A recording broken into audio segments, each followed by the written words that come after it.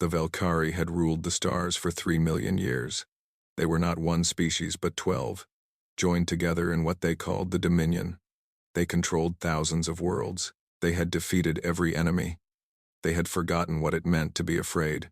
On the planet Vel Prime, in a chamber made of crystal that floated above an endless ocean, the High Council met to discuss a small blue world called Earth. "The humans are growing too fast," said Councillor Thex, his long gray body coiling around his speaking platform. "Our models have run the calculations 1,000 times. In less than 3,000 years, they will surpass us." The other councillors shifted uncomfortably. The idea seemed impossible. Humans were so young. They had only discovered space travel 200 years ago. They were small and soft, and died so easily. "They breed like insects," said another councillor, her voice like grinding stones. "And they learn faster than any species we have ever seen. They do not accept limits. They do not know when to stop." High Arbiter Velos, the oldest and most powerful of them all, listened in silence. He had lived for 90,000 years. He had seen species rise and fall like waves upon a shore. He knew that the galaxy belonged to those who acted without hesitation. "Then we must remove them," he said simply, "before they become a problem." There was no debate. There was no vote. The Velkari did not believe in such things. The decision was made in less than an hour. 3,000 warships began their journey toward Earth. On Earth, it was a Tuesday morning in the city of Tokyo. A little girl named Yuki Tanaka was eating breakfast with her grandmother. The old woman was telling her stories about the first humans who had traveled to Mars, about the brave astronauts who had built the colonies on the moon. "Will I go to space one day, grandmother?" Yuki asked. Her grandmother smiled and touched her cheek. "You will go further than any of us can imagine, little one. Humans were born to reach for the stars." At that exact moment, 3,000 ships dropped out of faster-than-light travel and filled Earth's sky. The planetary defense grid activated immediately. Huge cannons on the moon and Mars began firing. Satellites launched missiles. Fighter ships rose from every continent. It was not enough. It was never going to be enough. The Velkari fleet did not even slow down.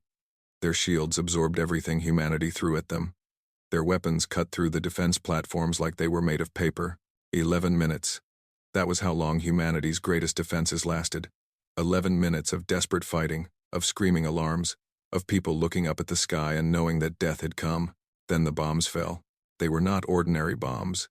They were antimatter weapons, designed to crack planets open like eggs. The first one hit the Pacific Ocean and vaporized it instantly.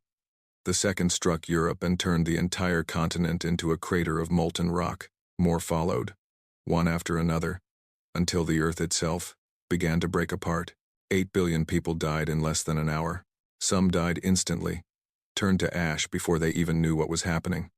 Others had a few terrible minutes to understand, to hold their loved ones, to say goodbye. Children cried for parents who could not save them. Old people closed their eyes and remembered better days. Young couples held hands as the fire swept toward them. The Velkari watched from their ships. They felt nothing. To them, this was simply pest control. But the Velkari made a mistake. They were so focused on Earth that they forgot about everywhere else. They did not check the mining stations in the asteroid belt. They did not hunt down the research bases on the moons of Jupiter. They did not think about the generation ships that had launched years ago, carrying thousands of humans toward distant stars. They assumed that killing the homeworld would kill the spirit. They were wrong. 17 million humans survived. They were scattered across 43 different locations in space. They watched through telescopes as their world burned. They saw the blue marble they called home turn into a ball of blackened glass and fire. On the generation ship Perseverance, a young officer named Yuki Tanaka stood before the observation window. She was no longer a little girl eating breakfast with her grandmother. She was 26 years old now, a commander in the ship's crew, and she had just watched everyone she had ever known die. Her grandmother, her parents, her friends, her home, all gone. The ship's captain was an old man named Chen. He stood beside her, tears running down his weathered face. "What do we do now?" he whispered. "Where do we go?" Yuki did not answer immediately. She stared at the distant light that had once been Earth. Something was changing inside her. The grief was there. Yes, huge and terrible, but something else was growing too. Something cold and hard and patient. "We survive," she said finally. Her voice was steady. We hide. We grow strong. And one day, we return. Captain Chen shook his head. They have 3,000 warships. They control half the galaxy. We are nothing to them. Today we are nothing, Yuki agreed. But time is longer than they know. And humans have one gift that no other species shares. What gift? Yuki turned to face him. Her eyes were dry now. The tears had burned away, replaced by something that would pass down through generations like a sacred flame. We remember, she said. We remember everything. And we never, ever, forgive. She walked to the ship's communication center and activated the emergency broadcast system. Her voice went out to every surviving human in the solar system and beyond. This is Commander Yuki Tanaka of the generation ship Perseverance. Earth is gone. Our families are gone. Our home is gone. The Velkari Dominion has murdered 8 billion of our brothers and sisters. She paused. And when she spoke again, her voice carried the weight of a promise that would echo through millennia. Remember this day. Remember it in your bones and your blood. Teach it to your children, and their children, and their children's children. We will not forgive. We will not forget. And one day, no matter how long it takes, we will return. We will find the ones who did this, and we will make them pay for every single life they stole. Across the darkness of space, 17 million humans heard her words. Miners on asteroids, scientists on frozen moons, families in the cramped corridors of generation ships, all of them stopped what they were doing. All of them listened, and all of them made the same silent vow. In the ruins of what had been the solar system, the scattered survivors began to move. They gathered what supplies they could. They pointed their ships toward the endless dark between stars. They ran, not in defeat, but in preparation. The Velkari returned to their crystal chambers and celebrated their victory. They updated their records to mark humanity as extinct. They went back to their ancient lives, confident that they had solved the human problem forever. They did not know that they had just started a clock, and in 47,000 years, that clock would run out. For the first 1,000 years, humanity did only one thing. They survived. The generation ships became wandering homes, drifting through the empty spaces between stars where no one would look for them. They stopped at dead planets and lifeless moons, mining resources and moving on before anyone could find them. They learned to live in the dark, to be quiet, to be invisible. It was a hard life. The ships were never meant to last this long. Systems broke down. Food ran short. People died from sickness, from accidents, from the simple weight of despair. Many times, it seemed like humanity would fade away entirely, just as the Velkari had planned. But they did not fade. They held on. In every ship, in every station, in every tiny colony hidden in the corners of dead systems, the survivors followed the same rituals. Every morning, they gathered together and spoke the names of the dead, not just their own dead, but the 8 billion who had burned with Earth. Every child learned to recite names before they learned to read. Every adult carried the weight of those names like stones in their hearts. They called it the remembrance. It was more than a ritual. It was a religion. The old faiths of Earth had not disappeared, but they had changed. Now there was only one prayer that mattered. Remember, remember, remember. Yuki Tanaka lived to be 112 years old. Before she died, she wrote the words that would guide humanity for millennia to come. She called them the Creed of Return. We are the survivors. We carry the memory of Earth. We will grow strong in the darkness. We will learn everything our enemies know and more. And when we are ready, we will return, not to beg, not to negotiate, but to demand justice for every soul that was stolen from us. Her words were carved into metal and copied onto every ship. Children learned them alongside the names of the dead. They became the foundation of everything humanity would build. The centuries passed, and humanity began to change. The ships were isolated from each other, separated by vast distances and the need to stay hidden. Different groups developed different ways of surviving, and slowly, over thousands of years, these differences became permanent. Some humans embraced machines.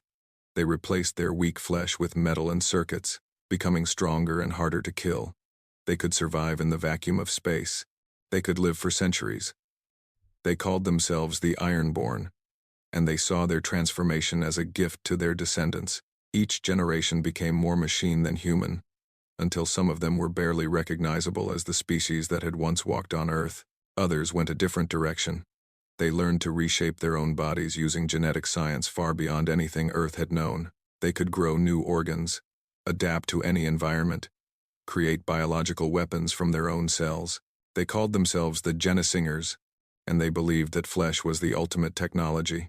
Their bodies became works of art, constantly evolving, capable of things that would have seemed like magic to their ancestors. A third group chose to adapt to space itself. Over generations, they changed themselves to live in the void without ships. They grew larger, their skin hardening into natural armor, their lungs learning to store oxygen for months at a time. They called themselves the Voidborn. They drifted between the stars like living comets, needing nothing but starlight to survive. And finally, there were those who refused to change at all. They kept their bodies exactly as they had been on Earth, preserving the original human form as a sacred trust. They aged normally. They died normally. They were fragile compared to their cousins, but they remembered what humanity had looked like before the burning, and they swore to carry that image forward forever. They called themselves the Unaltered, 4 branches of humanity, each different from the others in almost every way. They spoke different languages. They had different customs. They barely recognized each other as family, but they all remembered Earth. They all followed the creed of return, and they all hated the Velkari with a fire that never dimmed. In the 20th millennium, a miracle happened. The generation ship Perseverance, now ancient and battered but still flying, detected a signal. It was faint, barely more than a whisper in the static of the universe, but it carried a code that every human knew. It was a beacon, a gathering call. Long ago, before the burning, the humans of Earth had hidden emergency beacons throughout the galaxy. They were meant for disasters, for situations where survivors needed to find each other. No one had activated them when Earth fell. There had been no time, but someone had found one. Someone had turned it on, and now it was calling all of humanity home. The signal led to a place far beyond Velkari space, in a galaxy that the Dominion had never bothered to explore. It took centuries for the scattered ships to arrive, but they came, one by one, emerging from the darkness like ghosts returning to the land of the living. Iron-born warships covered in scars from 10,000 years of running. Genesinger vessels that looked more like living creatures than machines. Voidborn who swam through space beside the ships, having traveled the whole distance without any protection at all. And unaltered ships, old and fragile, carrying people who looked exactly like the humans who had died on Earth. They called their new home New Remembrance. It was a collection of planets and moons in a system with a gentle yellow sun, much like the sun that had once warmed Earth. For the first time in 18,000 years, humanity was united. And now, together, they began to plan. The next 27,000 years were dedicated to a single purpose: preparation. Humanity had learned patience. They had learned to think in centuries instead of years, in millennia instead of decades. They did not rush. They did not make mistakes. They built slowly and carefully, knowing that they would only have one chance.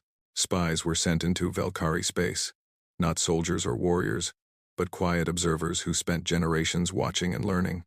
Some were iron-born, their mechanical bodies disguised as service robots. Some were Genesingers who had reshaped themselves to look like other species. They recorded everything: military positions, defense codes, biological weaknesses, political divisions. Meanwhile, on New Remembrance, scientists worked on weapons that the galaxy had never seen. They did not try to copy Velkari technology. They went beyond it, developing things that should have been impossible. Ships that could fold space and appear anywhere instantly. Bombs that could collapse stars into black holes. Nanomachines that could devour entire planets atom by atom. Psionic amplifiers that could turn thoughts into weapons. Every human alive, regardless of which branch they belonged to, trained for war. The Ironborn became living weapons. The Genesingers created armies from their own bodies. The Voidborn learned to move through space like shadows. The Unaltered trained their minds and their spirits, becoming leaders and strategists. And through it all, the remembrance continued. Every day, every human spoke the names of the dead. Every child learned the history. Every adult renewed their vow. After 47,000 years, Humanity was ready. The Velkari had forgotten about them. In their crystal chambers, the Dominion had marked humanity as extinct and moved on to other concerns. They had grown old and lazy, secure in their 3 million years of power. They had no enemies left. They had nothing to fear.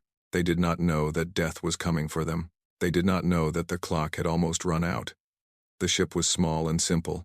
It had no weapons, no shields, nothing that could possibly threaten anyone. It was painted white, the color of peace in most galactic cultures, and on its side was a symbol that no one in the Velkari Dominion recognized.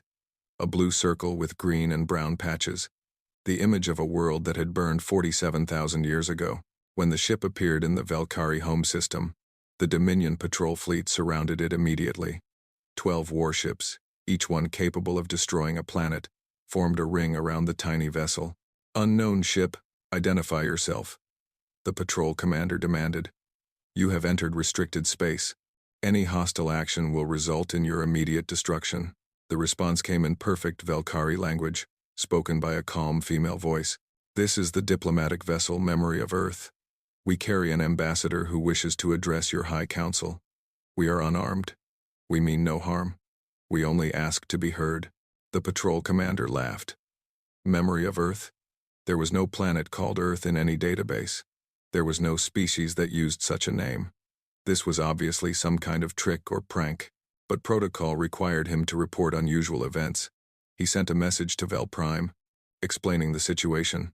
To his surprise, the response came directly from the High Council themselves. "Bring them to us," the message said. "We wish to see these visitors."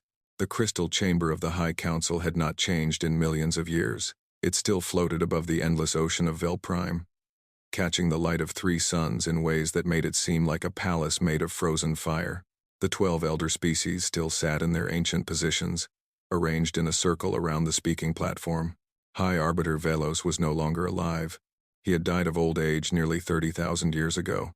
But his successor, Arbiter Thren, was just as old and just as arrogant. He watched with mild curiosity as the human ambassador was escorted into the chamber. She was small. That was the first thing everyone noticed. Compared to the massive forms of the counselors, she looked like a child. Her skin was brown, her hair was black, and her eyes were a deep, dark color that reflected the light like still water. She wore simple clothes with no armor or decoration. She carried nothing in her hands. Her name was Soline Marchetti, and she had been chosen for this mission very carefully. She was unaltered, her body unchanged from the original human form. She looked exactly like the humans the Velkari had murdered so long ago. Small, soft, harmless. This was intentional. "You are from Earth?" Arbiter Thren asked, leaning forward with interest. His body was like a mountain of dark flesh, covered in eyes that blinked in random patterns. "That is impossible. Earth was destroyed. Its species was eliminated. Earth was destroyed," Soline agreed. Her voice was soft but carried clearly through the chamber. 8 billion people were murdered, but 17 million survived.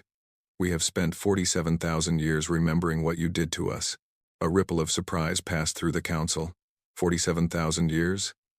That was a long time even by Velkari standards, and yet here stood a human, looking exactly as the records described, speaking their language perfectly. "Remarkable," said Counselor Drex, a being of pure energy contained in a crystalline shell. "We assumed your kind had died out long ago. The galaxy is harsh, and you were so few. How did you survive?" "We survived because we refused to die," Soline answered. "We survived because every day for 47,000 years, we spoke the names of our dead and renewed our promise to return. We survived because hatred is a very powerful fuel." Some of the counselors laughed. Others looked uncomfortable. Arbiter Thren waved a massive limb, dismissively. "You have returned, then. To do what? To beg for mercy? To ask for a place in our dominion? You should be grateful that any of you survived at all. We were surgeons, removing a disease before it could spread." Soline's expression did not change. She had expected these words. She had prepared for them. "We are not here to negotiate," she said. "We are not here to threaten. We are not here to beg." "Then why are you here?" Thren asked. Soline looked around the chamber, meeting the eyes of each counselor in turn. When she spoke again, her voice was as calm as death. We are here to inform you that judgment has been passed. Your species were weighed against your crimes and found guilty beyond any hope of redemption. What comes next is not a war. It is not a punishment. It is not revenge." She paused, and for a moment, the chamber was completely silent. "It is extinction." The council erupted in noise. Laughter, mostly, mixed with outrage and disbelief. Counselor Drex's crystal shell pulsed with what might have been amusement. Arbiter Thren made a sound like thunder rolling across mountains. "Extinction," he repeated. "Little creature, we have ruled this galaxy for 3 million years. We have crushed every enemy who ever rose against us. You are 17 million survivors hiding in the dark. What could you possibly do to us?" Solene reached into her pocket and pulled out a small device. It was no bigger than her palm, with a single button on its surface. She pressed the button. All around the chamber, screens flickered to life. They showed maps, documents, images, and data streams. The counselors fell silent as they began to understand what they were seeing. Military positions. Every Velkari fleet, every defense station, every weapon platform in the entire Dominion. All of it mapped in perfect detail. Access codes, the security protocols for every major system in their empire, command frequencies, shield harmonics, launch authorization sequences, biological data, complete genetic profiles of all 12 elder species, including weaknesses, vulnerabilities, and the exact compounds needed to kill each one. 47,000 years, Solene said quietly. "Did you think we were just hiding?" Arbiter Thren stared at the screens, his many eyes wide with shock. This was impossible. No one could have gathered this much information. No one could have infiltrated the Dominion so completely. "How?" he whispered. "How is this possible?" "We are patient," Solene replied. "We are quiet. And we remember everything. Your servants, your robots, your workers. How many of them have been ours? How many generations of spies have lived and died inside your empire, passing their knowledge down to their children?" She stepped closer to the Arbiter, and for the first time, he felt something he had not felt in 100,000 years. Fear. "You killed our world because you were afraid of what we might become," Solene said. "You were right to be afraid. We have become exactly what you feared. And now we have come to finish what you started." The Arbiter tried to speak, but no words came.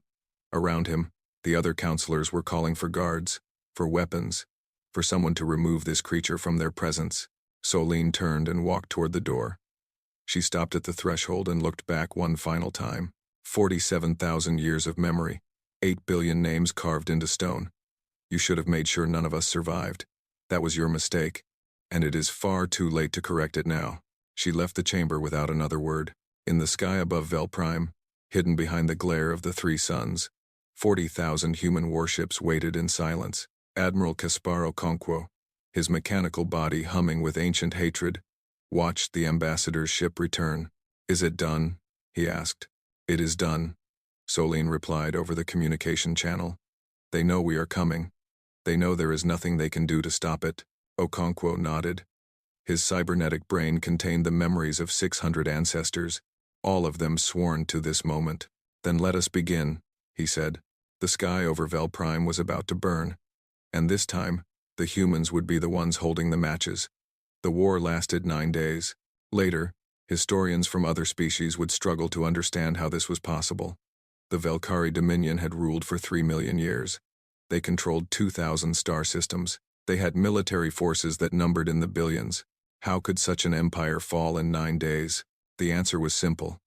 The Velkari had prepared for enemies who would fight fair. Humanity did not fight fair. Humanity fought to win. On the first day, 40,000 human warships appeared simultaneously across Velkari space. They did not come through normal space travel. They did not use the jump gates that connected the Dominion's worlds. They simply folded space itself and appeared exactly where they wanted to be, bypassing every defense, every warning system, every trap. The Velkari fleet commanders ordered their ships to engage. They had been trained for this. They knew the protocols. They were confident. Their confidence lasted about 10 minutes. The human weapons were things the galaxy had never seen before. Singularity bombs that collapsed stars into black holes, dragging entire fleets into gravity wells from which nothing could escape. Nano swarms that spread across ship hulls like silver water, breaking them apart atom by atom. Psionic weapons that reached directly into the minds of enemy commanders and turned them against their own crews. The Valkyrie ships exploded or dissolved or simply vanished. Those few that managed to fire back found that their weapons did nothing. Human shields absorbed everything they threw at them and converted the energy into more power for their own systems. It was not a battle. It was a slaughter. Each branch of humanity brought its own gifts to the war. The Ironborn led the assaults on the orbital stations. Their bodies were more machine than flesh now, immune to radiation, vacuum, extreme temperatures, and most weapons. They walked through defensive fire like it was rain, tearing through armored doors with their bare hands, their mechanical eyes recording everything for future generations to remember. General Kira Volkov was Ironborn. Her body was 7 feet tall, covered in black metal that had been forged in the heart of a dying star. She had replaced her original brain piece by piece over 500 years, transferring her memories and personality into circuits that would last forever. She stood on the bridge of a Valkyrie command station, surrounded by the bodies of those who had tried to stop her. The station commander, a massive creature with 6 arms and a head covered in spines, was still alive, backed against the wall. "Why?" the commander whispered. "Why are you doing this?" Kira's face was expressionless. "You truly do not remember, do you? Earth, 47,000 years ago. 8 billion. Dead." The commander's many eyes widened. "That was before my time. I had nothing to do with it. But you benefited from it," Kira said. "Your entire civilization was built on the bones of species you destroyed before they could threaten you. We were not the first. We were simply the ones who survived." She raised her arm, and it transformed into a weapon that glowed with terrible light. "Consider this a lesson for the galaxy. Some species should not be exterminated. Some species fight back." The Genesingers waged a different kind of war. They did not need ships or weapons. Their bodies were weapons. Before the invasion began, Genesinger agents had spread across Valkyrie space, hiding on worlds and stations throughout the Empire. They looked like servants, workers, slaves. They had modified their bodies to mimic a dozen different species. No one suspected them. When the signal came, they released what they had been carrying: plagues, designed specifically for each of the 12 elder species, engineered over thousands of years to be incurable, fast-spreading, and absolutely lethal. The diseases spread through air, water, touch, and even light itself. Within hours, every Valkyrie world was infected. Master Singer, Chen Wei, had spent her entire life creating the plague that would destroy the Threk, a species of hive-minded insects that served as the Dominion's ground forces. She watched from orbit as their endless swarms began to die, their bodies falling from the sky like black rain. "For Earth," she whispered. "For the 8 billion. This is what we promised you." The Voidborn needed no ships at all. They had evolved to live in space itself, their massive bodies floating between the stars like living asteroids. Some of them were miles long, their skin hard as diamond, their lungs capable of storing oxygen for centuries. They drifted into Valkyrie space like ghosts, invisible to sensors, ignored by defense systems that were looking for metal ships. They reached space stations and wrapped around them, crushing them with their bare hands. They swam through debris fields, collecting escape pods and destroying them one by one. Elder Void, the oldest of the Voidborn, was nearly 10,000 years old. His body stretched across 20 miles of space, covered in scars from meteor impacts and ancient battles. He had been born in the darkness between stars, and he would die there someday. But not today. Today, he hunted. He found a Valkyrie evacuation fleet trying to escape from a dying world. 300 ships, carrying millions of civilians who had done nothing wrong, except be born into the wrong species. For a moment, Elder Void felt something that might have been pity. These creatures were not soldiers. They were just people, trying to survive. Then he remembered the children of Earth, the old ones who had closed their eyes and waited for death, the families who had held each other as the fire came. Had the Valkyrie felt pity then? His massive arms reached out and wrapped around the fleet. He squeezed. And then there were the Unaltered. They were the weakest branch of humanity in physical terms. They had not changed their bodies. They died of old age. They could not survive in vacuum or fight with their bare hands. But they had one purpose that no other branch could fulfill. They ensured that the enemy knew who was killing them. Ambassador Solene Marchetti walked through the burning cities of Vel Prime with an escort of iron-born soldiers. She was 70 years old now, her hair gray, her face lined with age. She should have been tired. She should have been horrified by the destruction around her. Instead, she felt nothing but cold satisfaction. The Velkari had surrendered on the 7th day, but humanity had not accepted their surrender. There would be no negotiations. There would be no mercy. This had been decided 47,000 years ago. On the day Earth burned, Arbiter Thren was brought before her in chains. The massive creature who had laughed at her in the crystal chamber now trembled like a frightened child. All his power, all his arrogance, all his certainty had been stripped away. "Please," he begged. "We made a mistake. It was so long ago. Surely you can forgive. Surely you can show mercy." Solene looked at him with eyes that held no warmth at all. "You killed 8 billion people who had done nothing wrong.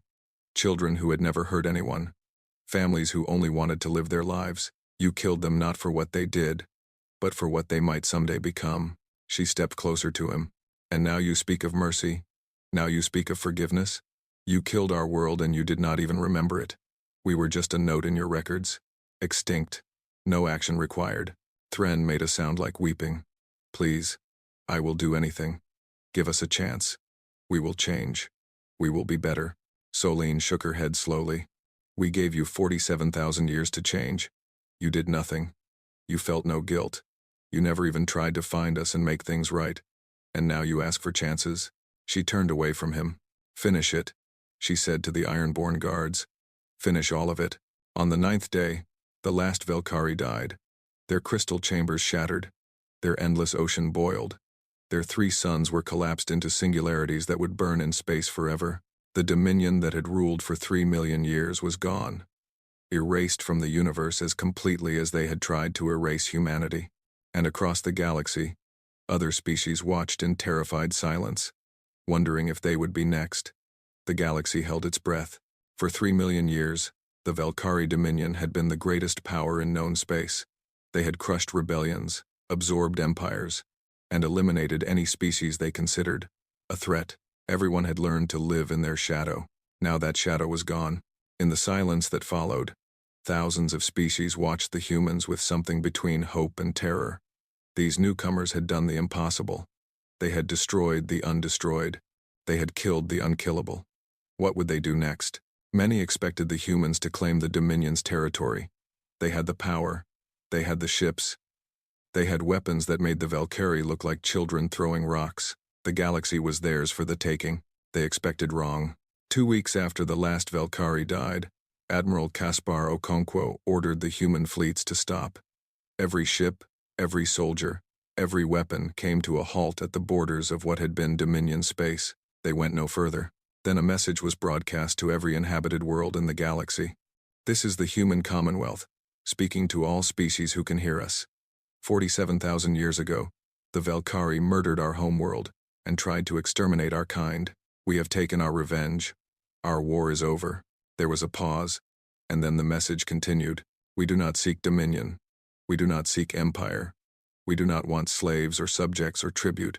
We want only to live in peace and to ensure that what was done to us is never done again. The territory we have claimed is our own. We will defend it absolutely, but we will not expand. We will not conquer. We are not what the Velkari were." Across the galaxy, leaders of countless species gathered to discuss what this meant. Could it be true? Could a power so great choose to limit itself? Some believed it was a trick. Others dared to hope. On New Remembrance, the humans began to build. The Monument of Ashes rose first. It was a tower of pure black stone, stretching 10 kilometers into the sky, visible from space like a dark needle pointing at the stars.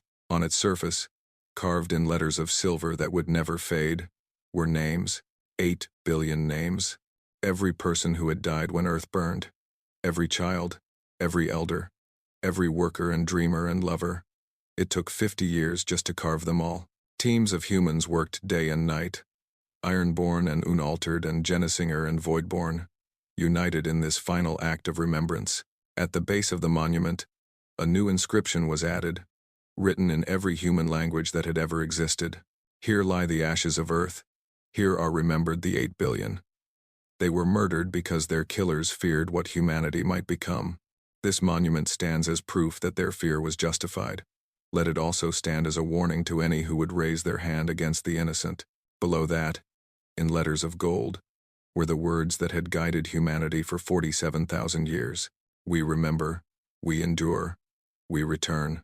Ambassador Soline Marchetti gave the dedication speech at the monument's completion. She was 93 years old now, her body frail, her steps slow. She could have accepted treatments from the Genisingers that would have given her centuries more life. She had refused. I am unaltered, she had explained. I was born to die as my ancestors did. This is my choice. Now she stood before a crowd of billions, broadcast across the entire Commonwealth and beyond. Iron-born soldiers stood beside Genisinger artists. Void-born elders floated in the sky above, their massive bodies casting shadows across the land, and everywhere. The unaltered watched with eyes that remembered what humanity had once looked like. For 47,000 years, Solen began, her voice carried by speakers that reached every corner of the crowd. We carried our grief like a torch in the darkness. That grief gave us strength. That grief gave us purpose. That grief brought us here, to this moment, standing over the graves of our enemies. She paused, looking up at the monument that towered above her. But grief cannot sustain us forever. Hatred cannot build a future. We came here for revenge, and we have taken it. The question now is what comes next. She turned back to face the crowd. The galaxy fears us. They have seen what we can do. They wonder if they will be next, if humanity will become the new Valkyrie, crushing everyone who stands in our way. They wonder if we have become monsters. Her eyes swept across the assembled masses. I say no. I say that we did not survive 47,000 years just to become what we hated. I say that we are better than that. We were not made for conquest. We were made for something greater. She raised her hand toward the stars. Look up. See those lights. Each one is a sun. Each sun may have worlds. Each world may have people looking up at the same sky, wondering what their place is in this universe. We are not alone. We were never alone. And now that our war is over, we can finally reach out to them, not as conquerors, but as fellow travelers in the darkness. The crowd was silent, listening. We will remember Earth forever. We will speak the names of the dead until the stars themselves burn out. But we will not let our past chain us to endless violence. We took our justice. Now we must find our peace. In the years that followed, humanity did exactly what they had promised. They did not expand. They did not threaten.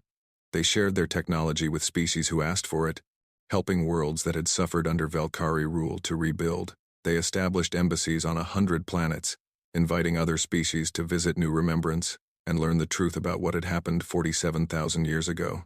Some species became friends. Others remained suspicious. A few tried to test humanity's resolve, launching attacks on border worlds to see if the humans would retaliate beyond their own territory. They did not. They defended their borders with absolute force, destroying any invader who crossed the line. But they never chased their enemies home. They never punished civilian populations. They never became the thing they had destroyed. Slowly, the galaxy began to trust them. The Galactic Council, which had been a puppet government under the Valkyrie, reformed itself with human representatives sitting alongside the other species. Treaties were signed. Trade routes were established. For the first time in millions of years, the galaxy was not ruled by fear. On the 100th anniversary of the monument's completion, a ceremony was held to honor the last survivors of the original generation ships. There were only 3 of them left. 3 humans who had been born before the war, who had lived through the 47,000 years of wandering and preparation, and finally, victory. They were iron-born now, their original bodies long since replaced by machines, but their memories remained intact. The oldest was named Chen, and he was the great-great-grandson of Captain Chen who had stood beside Yuki Tanaka on the day Earth burned. He had been a child when the ships first fled into the darkness. He had grown up in the long night between stars. I remember Earth, he said to the gathered crowd. Not from my own eyes, but from the recordings, the stories, the memories passed down through generations. I remember a blue world with green lands and white clouds. I remember cities full of life and oceans full of wonder. He looked up at the monument, at the 8 billion names that covered its surface. I remember the dead, And I am proud to say that we kept our promise to them. We returned. We demanded justice. And now, at last we can rest. He smiled, and there was peace in his ancient mechanical eyes. We are humanity. We were broken, but we did not shatter. We were scattered, but we found each other. We were meant to die, but we chose to live. And when we returned not as victims, not as monsters, but as inheritors of a galaxy that tried to destroy us. The crowd raised their voices in the ancient human tradition. They sang. It was an old song, one that had been sung on Earth before the burning. The words spoke of hope, of perseverance, of the unbreakable spirit that lived in every human heart. It had been passed down through 47,000 years, never forgotten, never changed. And across the galaxy, other species listened to the broadcast. They did not understand the words, but they understood the feeling behind them. They understood that humanity was singing not just for themselves, but for everyone who had ever been afraid, ever been threatened, ever been told that they were too weak to survive. Humanity had survived. Humanity had returned. Humanity had chosen mercy over conquest, peace over war, hope over hatred, and now, at last, they were truly home. The stars shone down on the monument of ashes, on the 8 billion names, on the billions of living humans who had gathered to remember them. The long night was over. The torch of grief had become a beacon of hope, and the future stretched out before them, bright and endless and full of possibility. For humanity had not simply survived. Humanity had become eternal.